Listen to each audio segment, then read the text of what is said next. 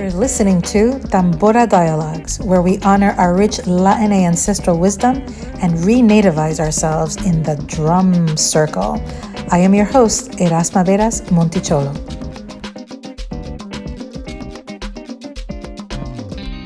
Saludos! Welcome to Tambora Dialogues. Today's guest on Tambora Dialogues is Pedro Julio Serrano, a leading human rights and LGBTQ plus activist whose work has made history by bridging movements across Latin America and the US. Pedro Julio joins us today to share his journey of activism and to help us tackle the false narratives about the Latinx community beliefs regarding LGBTQ plus rights. Pedro Julio, bienvenido. Muchas gracias. Gracias por la oportunidad. Saludos, Erasma. Gracias. Thank you so much for joining the drum circle today. So Carol Hanisch, a radical feminist, was credited with coining the phrase, "the personal is political." And to me, it is one of the best expressions of interconnectedness of the individual and then the social process. And so I wanted to ask you if you can share with our audience, what was the catalytic experience that sparked your activism? Well, I was reading the news and I saw that they were proposing something that was already prohibited in Puerto Rico. And it was the same-sex marriage equality. And I decided that I would go and testify at the Senate hearings in Puerto Rico. And I did it as a private citizen. So when I sat there and I saw the homophobia coming from the legislators, I say, I don't see myself represented there. So then I said, I think it's time for someone openly gay to run for office. So then I decided just right then and there that I would run for office. And I became, because of the personal is political, I became not only the first openly LGBTQ plus person to run for office in Puerto Rico, but also the first openly HIV positive. Because I think that when you bring your identities and what you live with to the experience and to the work that you do, then you make it real, you make it political. Now it's political. What I do as an individual living with HIV is political. What I do as an individual who's gay is political. So that has shaped all of my life. That's why I was very open about my relationships. I remember when a few years after that first experience of activism, I went with my then boyfriend, Steven, to a legislative hearing. And we decided before we got to the hearing that we were going to act like we act anywhere. And that means that we wish each other luck when they're going to start something. And he gave me a kiss. It happens that there was a photojournalist right there waiting for that to happen and took the picture. And it made the front news, the cover of one of the newspapers in Puerto Rico.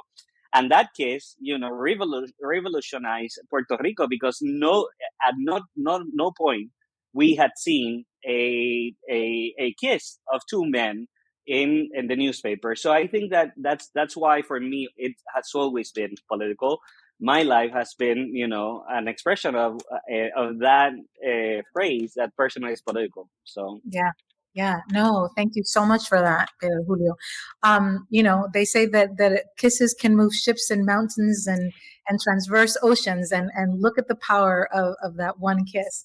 But if we can spend just a few moments, I'm really curious about el Puerto Rico de antes, right? What was Puerto Rico like back then? I mean, I imagine that it was like a very different Puerto Rico than, what it is now. So if possible, I would like you to kind of set the scene for what it was like being an openly gay person in Puerto Rico back then.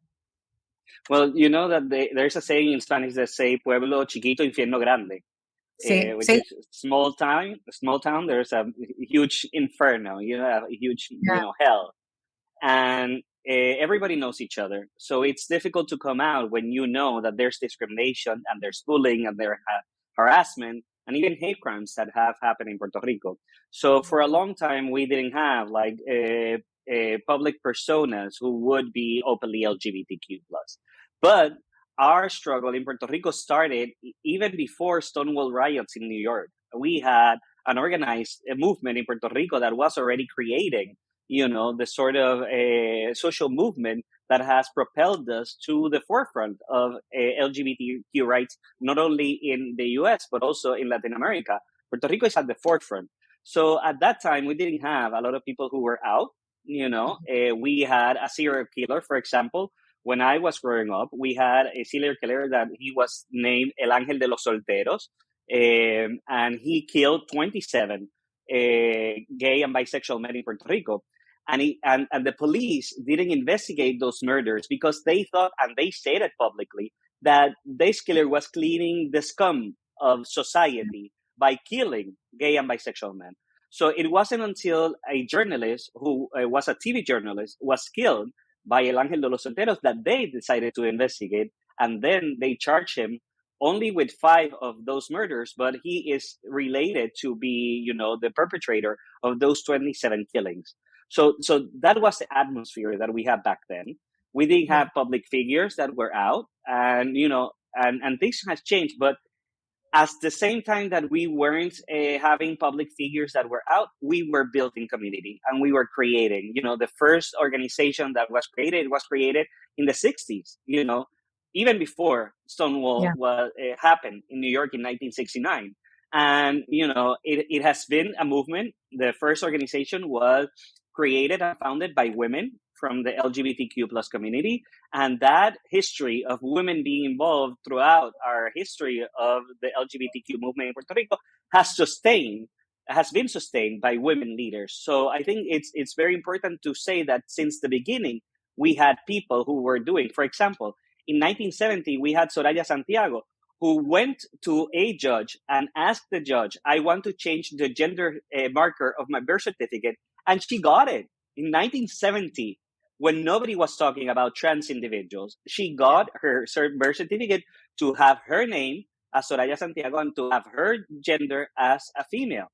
So, we had iconic historical figures that have paved the way for our movement. So even though we didn't have much visibility, we were doing the work since the early stages.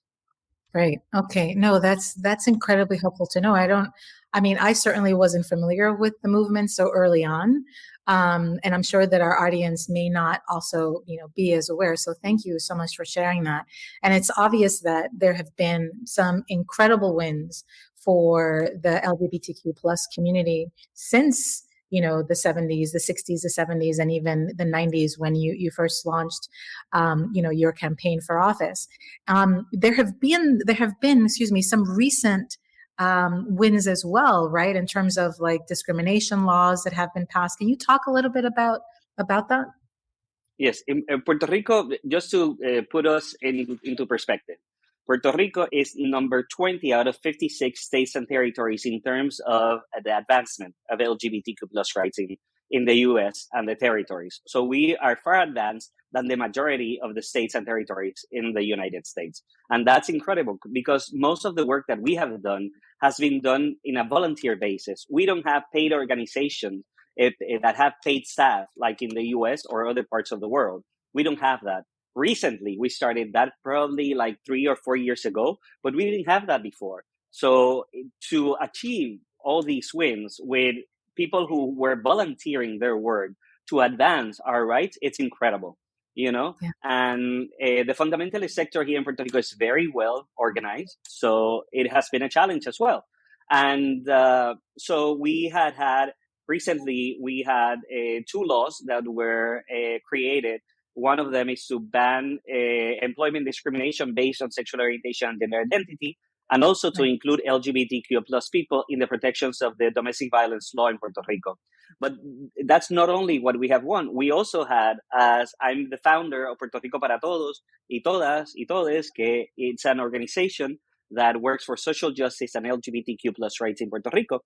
And we had 2 lawsuits that we filed in conjunction with other couples and trans individuals, and we won marriage equality to one of those lawsuits, and we won the change in the gender marker for the birth certificate for trans individuals also. And Puerto Rico para Todos was one of the plaintiffs in those cases. So, we've had some wins in Puerto Rico.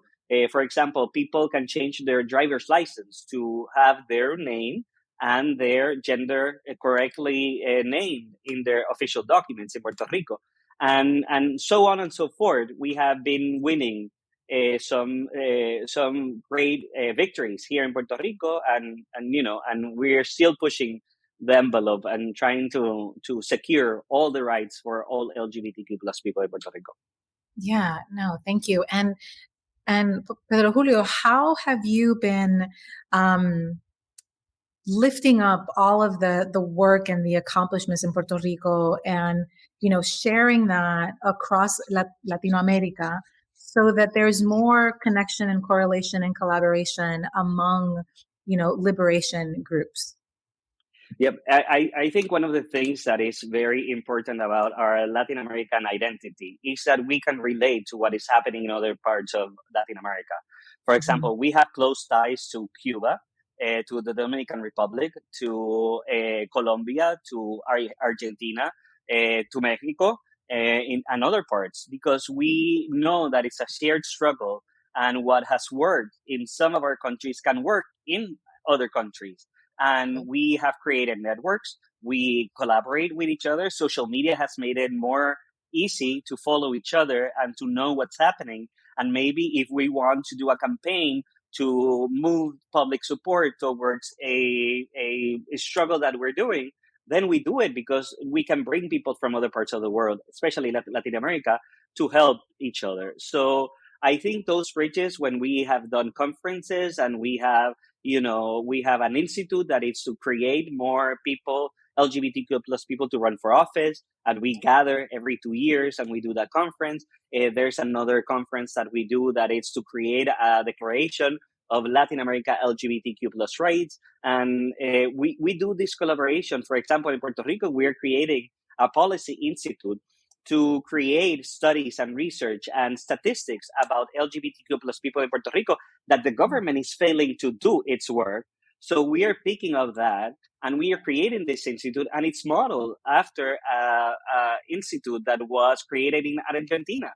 Yeah, I think this collaboration, for example, we do a lot of collaboration also with Cuba. Cuba is far advanced in terms of trans rights, that the government pays for gender confirmation surgery in Cuba. And in Puerto yeah, Rico, we still don't have that to be paid by the government. So I think that when we see that collaboration between countries and with our brothers and sisters in Latin America, I think that strengthens our movement, but as well, we can learn from each other and we can see what has worked. We can then tailor what has worked in other places to our work.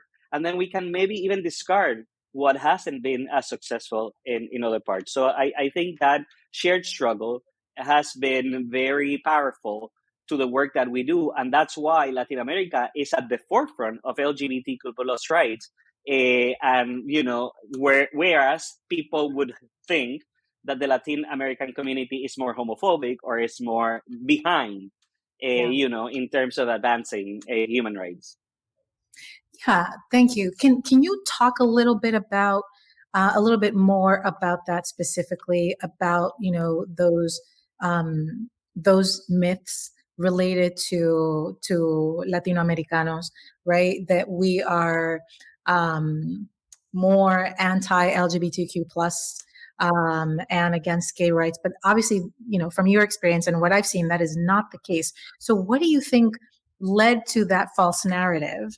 And what are some other like big myths that we can debunk right now in this moment during our conversation? The thing, I think it all came from machismo, and we know that machismo and that the misogyny in Latin America, it's there. It's a reality. We see gender violence that happens, throughout Latin America, and there are hate crimes, there is gender violence, there is machismo, but it's not more prevalent than other parts of the world. And Mm, for example, in the U.S., when they were a polling to test how each community would feel about marriage equality, Latinos always ranked above Caucasians or Asian Americans or African Americans. Latinos always ranked higher in terms of support for marriage equality. That Mm, happens because we have a sense of familia. We know what familia is. We true. all have a brother, a sister, a son, a granddaughter, a cousin, a neighbor, a coworker who is LGBTQ plus, and we know how to form familia. We know how to create those family bonds, and and I think that that is something that holds us together. When we see two people that love each other, it's easier for us to relate to that Yeah. against the abstract that a lot of people have been creating this narrative that LGBTQ plus people are horrible or are Right. perverts or are, demonic or whatever they want to say about us. When they see us, they know that we are not what they're saying about us. And that sense of familia, bringing everyone together, of, I don't want to say compassion, but it has this sensibility of being hospitable and being welcoming towards each other, that helps to bring people closer, and I think that's one of the things that have shaped why we have been more prevalent, in advancing LGBTQ plus rights in Puerto Rico and in Latin America. It's because of that sense of familia. But at the Yeah. same time, we have still, we have to a long way to go. There are still a lot of hate crimes happening in Latin America. There are still a lot of laws that need to be put in place so that we can enjoy all the rights that non-LGBTQ plus people have. So we're moving in the right direction, and we have to defend those victories that we have earned through the time. So we are struggling every day to maintain where we are. Yeah. So I have I have so many questions, but Mhm. I'm gonna try to divide my thinking into two kind of like buckets. So the first thing that I want to ask you is about, you were talking about family, which, at Tambora Dialogues, we center it all the time. And, for the last, I would say 10 years that I've been following your work, and then I've known you and known Stephen, I have always been personally in awe of your commitment, your accomplishments, your ability to really connect with people, and how in the midst of all that you are doing, you always center family, right? And the way that you're talking about how family is foundational to your work. And so I want to ask you a little bit of a personal question about how family has shaped and informed, all aspects of your life. Like I see when you post on Twitter, on Facebook, on Instagram, like how incredibly connected you all are. Can you share a little bit about that? Sure. I don't want to lie. At first, when I came out, it was very difficult because Yeah. there's a sense of trying to not accept or acknowledge that this is a reality. That finally, what we have seen and we thought that he would be, is he's finally coming out and telling us he's gay. So I don't want to say that it was a an easy ride. At first, it was difficult. We broke some relationships at the beginning, while they started to understand and comprehend, so I'm not, exempt from what a lot of people have gone through when they come out to their family. But, love prevailed above everything else. And, Yeah. when they saw that I continued to be the same Pedro Julio that they raised, that I continue to be a leader as they taught me to be, that they taught me to be someone who respects others, but also respects himself and fights for what he believes in. So when they saw that, they turned around and they saw that I was forming long-lasting relationships and that I was contributing to society, that I was very independent, that I didn't depend on them to do anything. So they came around and they saw, that I was, and they told me this, one of the things that my mother told me before she died was that, I saw you, how you went against the world. And, the only thing that came to my mind was that I was your mother and I had to protect you. And Mm, there's this amazing photo that I have always shared, and it's the cover photo that I had on my social media is with my mom. That I was testifying at a public hearing, and there was this fundamentalist pastor who was saying awful things about LGBTQ plus people and people who live with HIV. And my mom felt the hurt that I was feeling, and she embraces me. And at that moment, the dignity that we could see in her face, and my putting my head up, I'm not going to bow my head to no one. And that the photojournalist could capture that dignity and that love in that moment was iconic, because it showed that for my personal experience, my mom, who passed away almost 2 years ago, and my family has been very, very centered in what I do. And when they saw me that I was sometimes so alone fighting against all of society to try to make myself and others respected, they said, no, no, no, we need to become activists. So they became activists, and they came to testify with me, and they came to the marches, and they came to the pride parades, and they went on TV, and then went on the newspaper to show that our families love their LGBTQ plus children. So for me, that strength from the love of my family has been always very present in everything that we do. And also, I have to acknowledge that I have been privileged and fortunate. There are a lot of LGBTQ plus people that don't have that. And that's why we modeled this, so others can see themselves in our reflection, and maybe start processing their own, relationships with their LGBTQ plus relatives. So it has been amazing, the ride that we have been through. And I explained it that they went from negación, which was they didn't want to talk about it, to tolerance, which is, okay, we don't talk about this in the zone. You do your thing over there. And, I tolerate it. And then they came to acceptance. And finally, they came to celebration. And they decided to celebrate me as a whole human being, with everything that I am and all of my identity. So, it has been a wonderful journey. Thank you so much for sharing that. Mhm. It's absolutely beautiful, and I appreciate your vulnerability in sharing that. Initially, when you shared your full self, that they had to go through that moment of shock, and then acceptance, and then complete and utter support and engagement. And that is powerful, because it demonstrates that there's possibility, and that there's space for growth, not just for the individual but for the whole family through it. And so it's a movement that is not only catalytic for the person that is experiencing it, but it's important and powerful for everybody, an entire community and an entire society. So that's beautiful. So thank you for sharing that. um, the other side of all of this is, the reality that there's still, as you said before, so much work that needs to be done. And, in 2020, during the height of the pandemic, there was so much um, hate and hate that we continue to see in the world.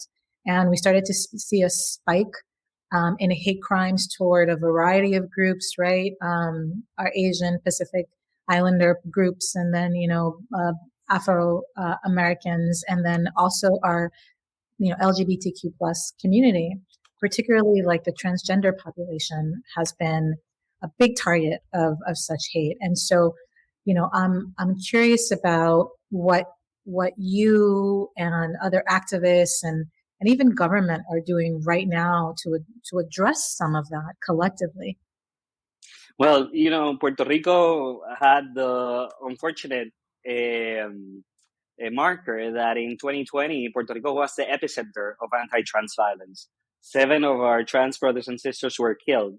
And one of those killings was horrible, because for many years, the fundamentalist leaders in Puerto Rico have been saying that trans people that go into a bathroom are perverted, and that they Mm. are going after, children. So a lot of years of this rhetoric finally materialized when somebody saw Alexa, which was a homeless black Puerto Rican trans woman who went into a bathroom of a fast food restaurant, and they took a picture of her and they posted on social media. They said that she was a pervert, and then they followed her. And every place that they would see her, people would post picture. Oh, now she's at the gas station. Oh, now she's at the pharmacy. Oh, now she's here. 24 hours later, she was killed, and they taped her murder while they were saying transphobic and homophobic things to her while they were killing her, and they posted it on social media.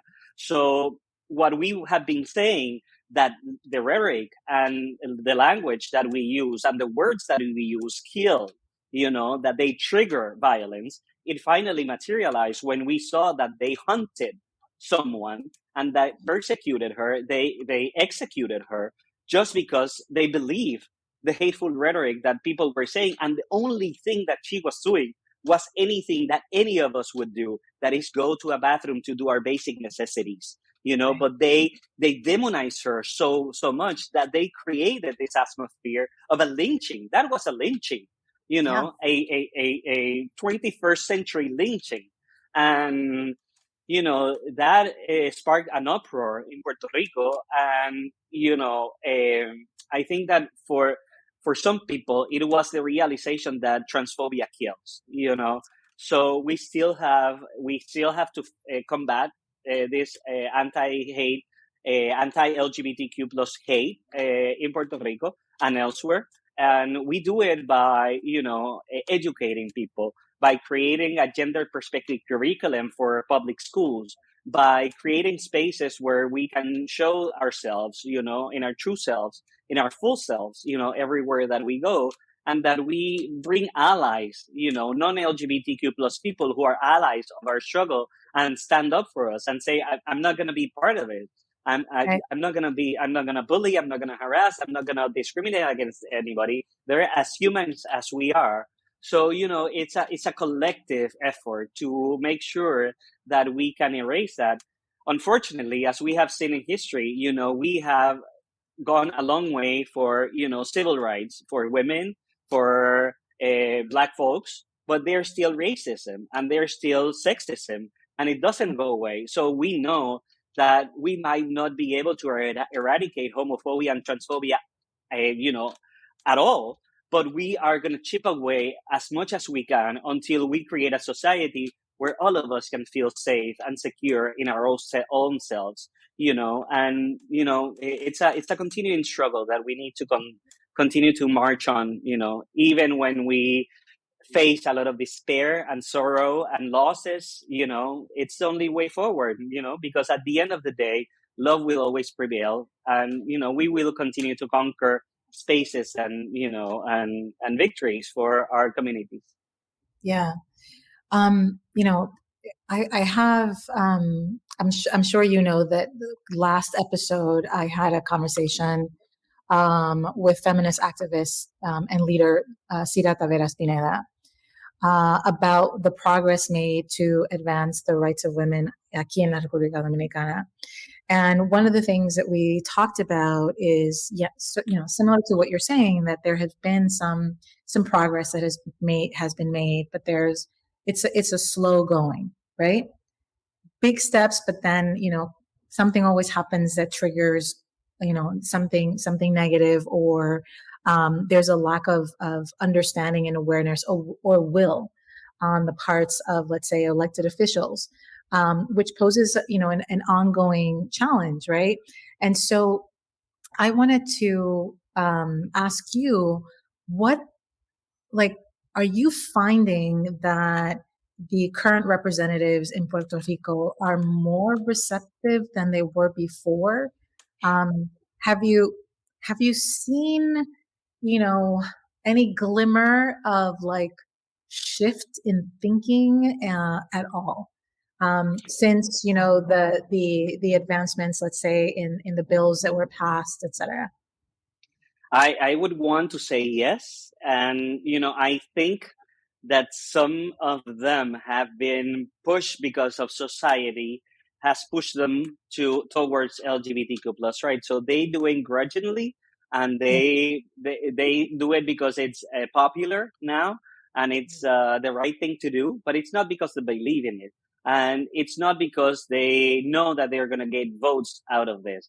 They feel more secure hating and discriminating because they know that there's a block of people that are going to vote with them if they oppose LGBTQ plus rights. So I think they're more tentative and they don't want to push the envelope. Most of them think that, we've done enough. We don't need to do any more. They already have marriage. They already have adoption. They already have the gender marker of trans people. They already have non-discrimination in employment. That's enough. But we know it's not enough. So it's our role to continue to educate them, to let them know that there's still a long way to go. And until all of us are free, none of us are free. So we need to continue that struggle. Yeah, yeah. One other question related to that is the role of the church. I know that some folks shy away from that conversation because it's a block with a lot of influence, right? But what do you think, or what have you done to try to, if anything, to pull them in to have this conversation about human rights, right? Because at the end of the day, this is what we're talking about. We're talking about human rights. We're talking about values of family. We're talking about, we're talking about love. We're talking about, things that we know at the core are very connected to all of our values, right? To all of us as people. So what has been, your experience trying to get them to the table for this conversation? I have been very fortunate that I've had incredible mentors, that some of them were spiritual and faith leaders, that told me that in order to win the favor of the public, you needed to use religious language when you talked about LGBTQ plus rights. And we needed to talk about the love of thy other, and el amor al prójimo. That's critical in the work that we do. We need to bring that, because that was the only commandment that Jesus left when he was, according to the Bible, to those who believe, right? So you needed to use this religious language to make sure that people understand that treat others as you would want to treat others to treat you is one of the tenets of Christianity, and you need to bring that together. So one of the things that we have done is that we have created, a network of religious leaders in Puerto Rico who are progressive and pro LGBTQ, and that they bring together this welcoming and affirming, spirituality. And, Yeah. we have the Episcopal Church, the Methodist Church, the Lutheran Church, among others in Puerto Rico, that have been very open. But unfortunately, they're not as vocal as the fundamentalist sector in Puerto Rico. So even though numerically they could be bigger, they are not as vocal. For example, only recently the bishop of the Catholic Church in Puerto Rico has been starting to say things to welcome LGBTQ plus people to the church. For example, he says that when we bully someone who's LGBTQ plus, you're offending God. So these are baby steps that are, the Catholic Church, which is the biggest in Puerto Rico, is taking. They created a welcoming and affirming group for LGBTQ plus folks in the Catholic Church just this year. So, even though we have made some strides, in terms of bringing faith leaders to welcome LGBTQ plus people, there's still baby steps. So we need to do a lot more to make sure that we bridge this difference, that when people talk about religion, they don't think that all religious people, hate LGBTQ plus people. No, there are a lot of people who welcome and affirm us as LGBTQ plus folks. Right. Yeah. Yeah. No, that's a very good point. A few days ago when we chatted offline, and you mentioned this, earlier today, is how the women of Latin America, have historically been advancing to this day, right? Taking the charge and advancing rights throughout Latin America. So I'm curious about, and you mentioned one, advocate that, you worked very closely with, but I'm curious about, who are your personal heroes, Latina women that you're like, yes, I would love to continue to work with this person. I've learned from these individuals, whether it's in Puerto Rico or across America Latina. Yeah, you see a Gloria Nieto who recently passed away. You see Carmen Vasquez, which was the executive director of the Empire State Pride Agenda in New York City, who was Puerto Rican. You have Lisbeth Melendez, who has been a trailblazer, a Puerto Rican and lesbian woman who has created, such incredible victories for us. You have Margarita Sanchez, who's a faith leader who created, the first welcoming and affirming churches in Puerto Rico. You have Olga Urraca Paredes, who has been creating, LGBTQ plus movement since the 60s. You have the first openly Afro Puerto Rican and also LGBTQ plus senator in Puerto Rico, Ana Irma Rivera Lacen, who was part of the founding board of the first gay collective in Puerto Rico. And now she's the first senator to be openly LGBTQ plus. You have these wonderful women who have created, and one of the things that is very important to mention is also that they're not only Puerto Rican and Latinas, they're also women of color who have Yeah. been leading this work, and for me, you have a Soraya Santiago, who was also a trailblazer. So you have these women who have been creating these spaces and this movement. And unfortunately, one of the things that I have to do is check my privilege, once in a while, because the media, picks up more my activism than maybe other women who have been doing the work. And it's because we live in a patriarchal society. And sometimes I have to check myself and, take a step back and try to put forth, these women who are doing the work and, opening those spaces and, moving so we can shift because, we need to show what the leadership is all about and what the movement has been creating. So I feel in awe of everything that women have brought to our movement, and not only to our movement, to any social movement, not only in Puerto Rico, but in Latin America. Women leaders have been the bedrock of every change that we have achieved in, our recent history and even before. Women have been leading us to where we need to go. And, I feel very fortunate to, have a place among them in this struggle. Thank you, Pedro Julio. Not a lot of people take time to acknowledge that, right? To acknowledge that women have been playing a role in advancing human rights for a very long time. So I personally, thank you for doing that, for always carrying that with you, always centering that, just like the same way that you center family. So thank you. I know we're almost at time, but I have just a couple of more, questions for you, if that's okay. One is, as part of my work, I've done a lot of work on helping our families, primarily in our community, in the Latinx community, reconnect to our ancestral values, right? Our ancestral values of family. And, as part of that, there's a lot of undoing that we need to do to renativize ourselves, right? And decolonizing all of these ideas of our colonizers that we need to get rid of. And as part of that process, there's a lot of trauma that we have to deal with and manage and actually bring forward and address, right?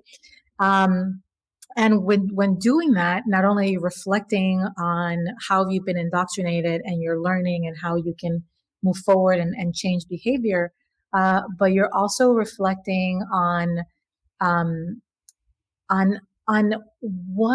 what matters to you, what matters to you most, and the sacrifices that you've made throughout your life. And so I know that as part of this work that you've embarked on for so long, you've made some sacrifices, right? And so, yeah, you've had to make some sacrifices. And so I think it's important for folks to really know and understand that. So I'm wondering if you would be able to share,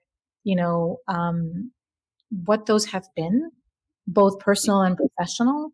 And what are you doing now to kind of bring your whole self, to your work and to live your full life? So it's a very very how would I say? For me, it's very emotional to talk about this because we all experience trauma in some way, and because of the work that I do, that I put myself, and it's a very conscious decision to put myself at the center of a struggle which is so hostile to some people, that you become sort of a lightning rod.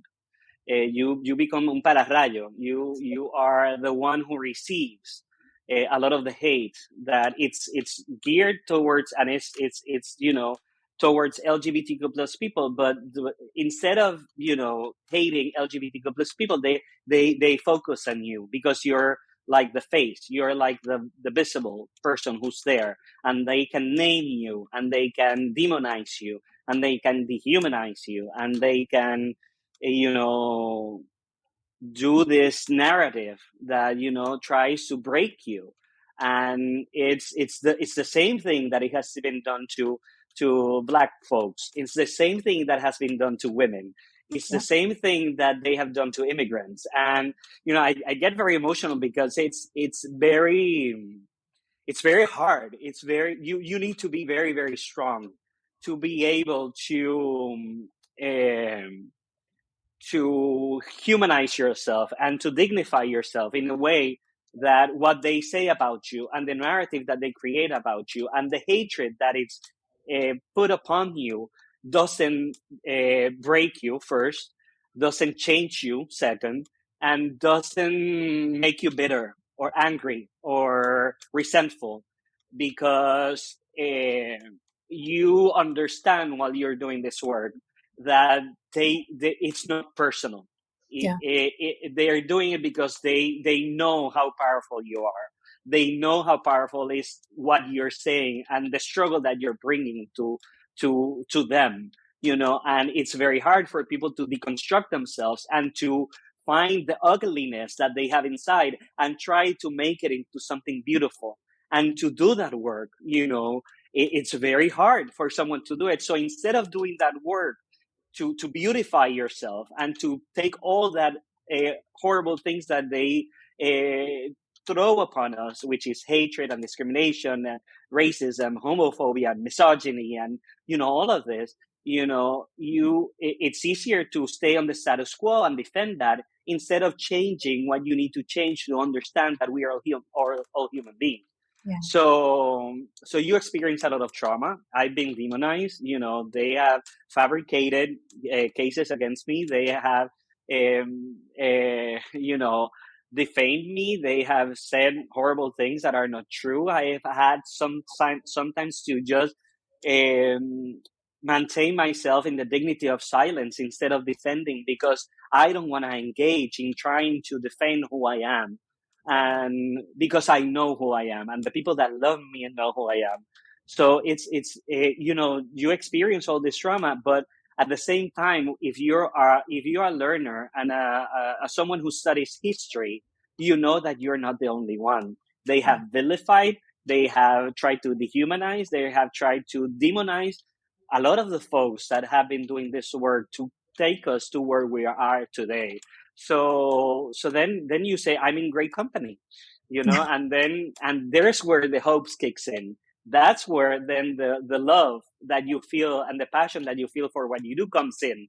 And then you have the love from your family, and then you have the love from the people that you're serving, that are pushing you forward and that are sustaining you. And then you have your ancestors, that you're standing on the shoulders of them, that you know that you are where you are because they paved the way for you to do it. So it's so incredible and so powerful that at the end of the day, even though it's hard and it's painful, and sometimes it's heartbreaking, and sometimes you think that you cannot go on, when you see that path, when you see that love, when you see that history, when you see everything that has been accomplished, then you have the strength to go on. So I'm sorry if I was a little long-winded, but I wanted to bring all of this together Sí, to show how this informs the work that we do. sí, It's critical that you connect to that. If you don't connect to that, then you're doing this in a void. sí, You don't understand what you're doing, because it's a history. We're all connected to what we have done in the past, to what we're doing, down to what will be done in the future. Everything is connected, and when we see that, that's why I'm a feminist, even though I'm not a woman. I'm someone who supports labor, even though I'm not in a union. I'm Yeah. someone who favors trans rights, even though I'm not trans. I'm someone who favors immigrant rights, even though I'm not an immigrant. I live in my island. I live in my country.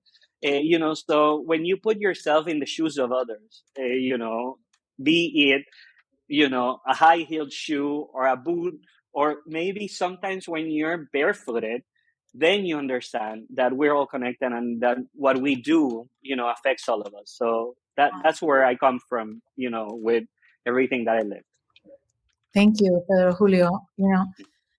Um, I am grateful to you in this moment, one, for your vulnerability, but also for your continued commitment to justice, for honoring what's good, what's just, and what's kind in nuestra comunidad latina. So, thank you for really sharing that.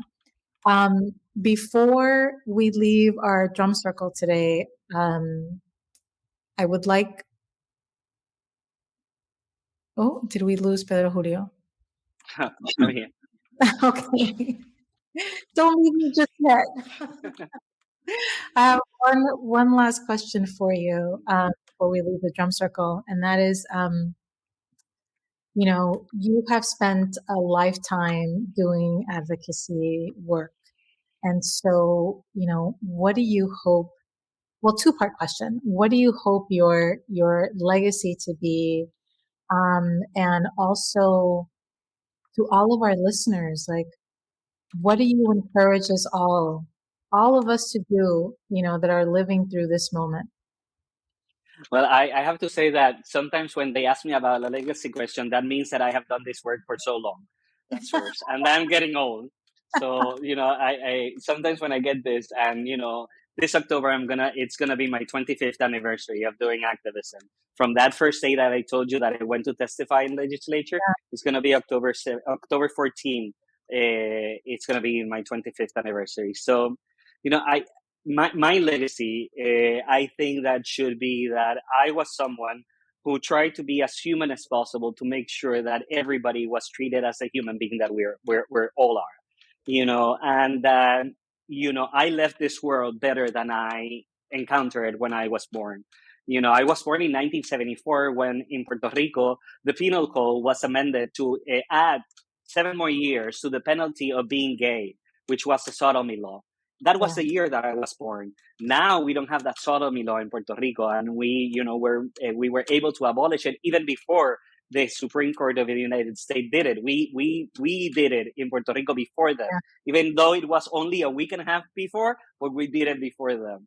And so, so from someone who comes from that age, when we were criminalized, we were criminals under the law, to be someone who is at a second class citizenship because we haven't earned our first class citizenship yet. We still need our all full rights, But coming from being criminal to be someone criminalized to be someone who is getting to that first class citizenship, I think that that legacy of, of bringing myself to the struggle, of bringing my family to the struggle, of making everything that is personal be political, to making sure that we didn't leave anyone behind, and that I know that when I live this earth, I'm gonna live satisfied. If I live tomorrow, I'm gonna be completely satisfied that I did everything that I could to make sure that my Puerto Rico is a better place than it was when I was born. So that would be, that legacy.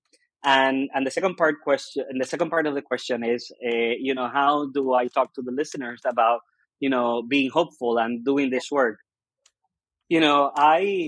I draw a lot of strength from my mom. She was my biggest mentor, my hero, the love of my life. I would say that I have never met anyone as incredible and as amazing as my mom was. And I draw from her the strength of not being able to be defined by others. You need to define yourself. You need to respect yourself, and you need to respect others the way that you want others to respect you. And she always taught me there are two things that you need to do always. One is to tell the truth and to own your truth and to defend that truth to the end. Because if you don't do it, then you're going to let others, win and define what that truth is. And so I have tried to do everything, all of that every day in my life. And the second thing is that you always need to do everything from a perspective of love. There's no greater force, there's no greater strength, there's no greater energy, and that you can drive a strength from than love. So I hope that everyone that's listening to this, never let hate, win. There's a saying from Martin Luther King that, it says that darkness cannot drive our darkness, only light will. And hate cannot drive out hate, only love can do it. So the only way we can combat, all of this is if we do it with love, and we do it with passion, and we do it with hope, and we do it with the truth. And at the end, we will win. And for me, when I leave this earth, I'm going to say, I did what my mother taught me, which was to love and to tell the truth. Fantástico. Pedro Julio, muchas gracias. I'm sure that your mom, is proud. And, to me, your legacy will live on. It has been, remarkable, to watch, to see all that you have done and continue to do, not just for the LGBTQ plus community, but for everybody, for all of our, human rights. So thank you. Thank you for being your whole self. And thank you for being in our drum circle today. To all of you listening on Spotify or watching on Twitter or YouTube, I want to leave you with this quote from Johanna Sigurðardóttir. She was the former Icelandic prime minister and the first openly gay head of state. And she said, "It is absolutely imperative that every human being's freedom and human rights are respected all over the world." So, in other words, until all of these rights are the norm all over the world, we cannot consider ourselves truly free. So I leave you with that thought. Stay healthy, stay safe.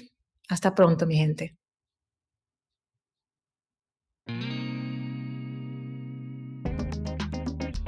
This episode, and you'd like to help support the podcast, please share it with others. Post about it on social media or leave a rating and review.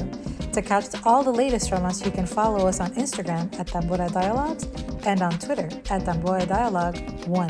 Thanks again, and we'll see you next time in the Drum Circle.